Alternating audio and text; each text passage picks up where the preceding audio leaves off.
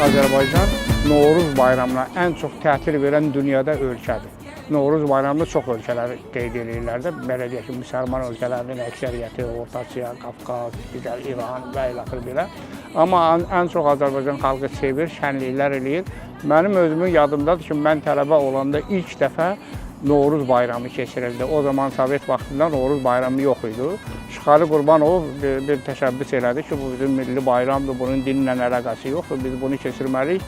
Və biz onda küçələrdə, hava da biraz soğuq idi, bugün gözəldir. Biz küçələrdə gəzirik, sevinirdik biz nə qədər ki, bu faytonda getdi, bir narqız getdi, oğlan getdi, şosa getdi belə. Yəni bu xalqın necə şənlənməsi, adət-ənənələri nədir, tarixdən bu günə necə, hansı yolla gəlib, bu Novruz bayramı onu göstərir.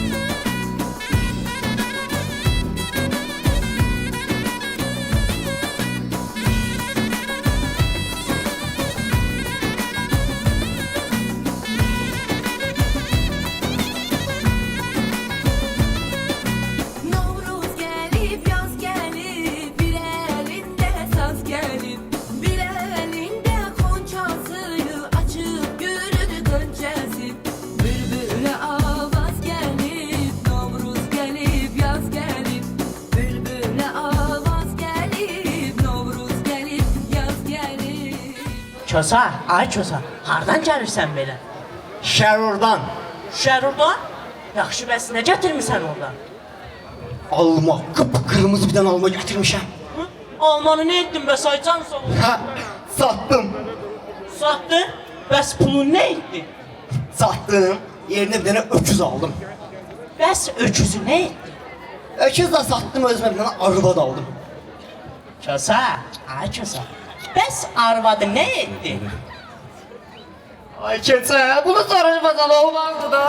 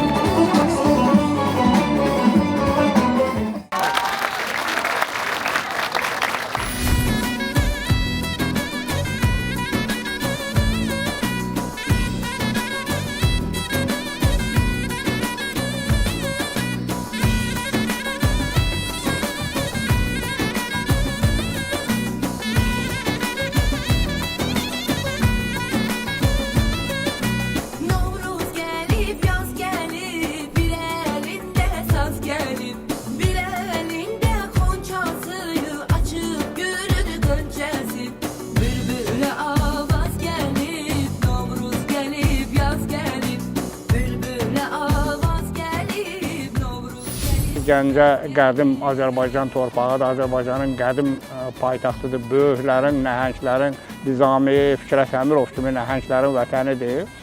Və bizim dünya məktəbi də Bakıdan sonra biz Sumqayıtda və Gəncədə açdıq.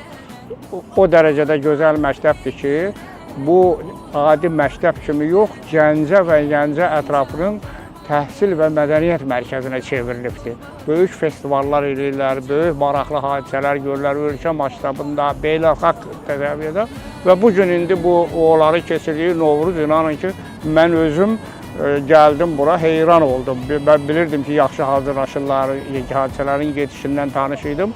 Amma şəhər özü nə qədər böyük maraq göstərir. Həm xalq, həm şəhər hökuməti, həm təhsil, mədəniyyət aləmində çalışan insanlar, sənətkarlar, hamısı gəliblər burada öz istedadlarını nümayiş etdirirlər, öz bacarıq, öz qabiliyyətlərini nümayiş etdirirlər. Belə bayram da buna deyilir. İnsanların şad əhval-ruhiyyədədirlər, bir yerə gəliblər, deyirlər, gülürlər, oynayırlar, xoş vaxt keçirirlər. Mən də bütün Azərbaycan xalqını, Azərbaycanda yaşayan, Azərbaycandan uzaqlarda yaşayan, indi dünyanın hər ölkəsində Azərbaycanlılar var, hara getsəniz, mən onların hamısını bu gözəl bizim Novruz bayramı münasibəti ilə təbrik edirəm.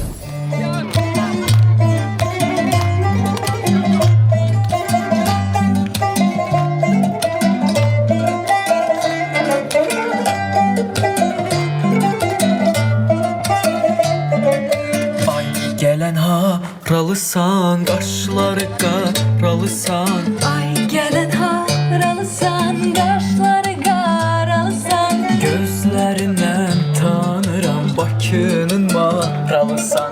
Gözlərindən tanıram, Bakının maralısan. Fəridəm, ay Fəridəm, gözəl qızsan Fəridəm.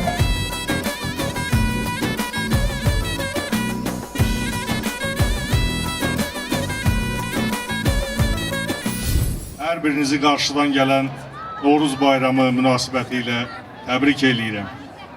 Üstündən çox keçməyib, bizim gözəl xanımlarımızı da arxada qalan 8 Mart Dünya Qadınlar Günü münasibəti ilə səmimi qəlbdən təbrik edirəm. Mən inanın ki, bu tədbirə gəlməyimə görə, bu tədbirdə iştirak etdiyimə görə özümü çox şanslı sayıram. Əlim çatan, günüm yetəndir, bura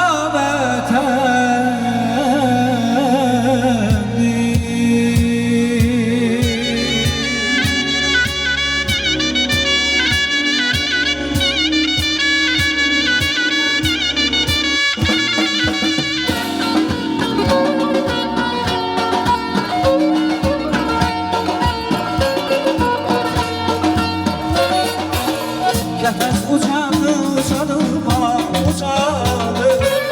Yolu xalçadı, xalçadı, balam xalçadı.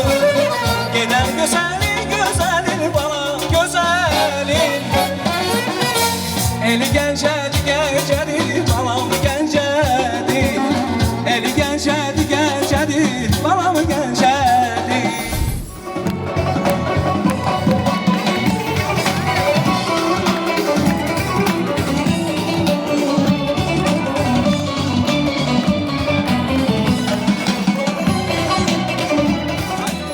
Xəzər Universiteti 90-91-ci illərdə yarandı. Sovetlərin son ilində, müstəqilliyimizdən bir 7-8 ay əvvəl və bir müddət biz inkişaf eləyəndən sonra, dünya ilə bağlantılar qurandan sonra biz başa düşdük ki, ölkədə çox ciddi beynəlxalq akreditasiyası olan bir məktəbə ehtiyac var. Bu dünyada IB deyirlər, International Baccalaureate, bunların mərkəzi İsveçrədə və İngiltərədədir. Bütün dünyada yayılıb təxminən 2000 bu cür məktəb var. Hansı ki, onların ümumi bir proqramları var, çox ciddi proqramları var və onları bitirənlər dünyanın ən yaxşı universitetlərinə imtahansız qəbul olurlar. Amma çox ağır bir prosesdir, çox ciddi bir prosesdir və biz bu prosesə 1998-ci ildə başladıq. Məktəbi düzəldəndə fikirləşdik ki, bu məktəbin adı nə olsun? Çünki Biz bir tərəfdən Azərbaycanda yerləşmişik, Azərbaycan uşaqlarını oxutduracağıq, Azərbaycan vətəndaşı yetişdirəcəyik. O bir tərəfdən onu elə yetişdirmək istəyirik ki, onlar dünyanın hər yerinə gedə bilsinlər, həm də dünya vətəndaşı olsunlar. Elə dedik, bu adı olsun Dünya Məktəbi. Bakıda qurduq bunu. Əvvəlcə Azərbaycan dilində, sonra İngilis dili gəldi, sonra Rus dili gəldi. Amma baş dil İngilis dili oldu, çünki beynəlxalq məktəbdir. Və bu məktəbin məzunları dünyanın ən yaxşı universitetlərinə, yəni Harvard, MIT, Oxford, Cambridge, Tokyo, Toronto, dünyanın yəni sahil ölkələrine gedib qəbul olmağa başladılar. Və biz fikirləşdik ki, niyə bunu digər bizim Azərbaycanın digər güşələrinə götürməyək? O zamanki Təhsil Naziri Mikayıl Cabbarov idi, o dedi ki, Hamlet müəllim, Türkiyədən gəlirlər, burada gedib məktəblər qururlar. Siz niyə qurmayasınız ki, belə deyək ki, Gəncədə, Sumqayıtda və ilaxır. Biz birinci Sumqayıtda qurduq, Sumqayıt yaxındır Bakının yanında. Sonra Gəncəyə gəldik və bu yeri böyük sahəli ərazisini özəlləşdirdik. Binaları aldıq, özümüz yeni binalar tikdik. Burada indi 3 binadır, böyük idman kompleksidir. Məktəb öz keyfiyyətinlə, öz proqramlarıyla qeyri-adi dərəcədə fərqlənir. Bu məktəbdə çalışan qayda var. Bu məktəbdə çalışanların hamısını biz xaricdə treninqlərə göndərdik. Böyük xərclə, böyük zəhmətlə. Amma elə bir mühit, elə bir sağlam və savadlı və mədəni mühit quruldu ki, indi buranı qurtaran uşaqlar dediyim kimi dünyanın hər yerinə gedirlər. Hətta hökumətimiz qərar çıxartdı ki, IB məktəbini qurtaranlar ali məktəblərə imtahansız qəbul olur. İndi bizim bu uşaqlar qutaranda mərkəzi imtahana getmirlər. Onlar hansı universitetə gedən istəsələr gedib orada otururlar.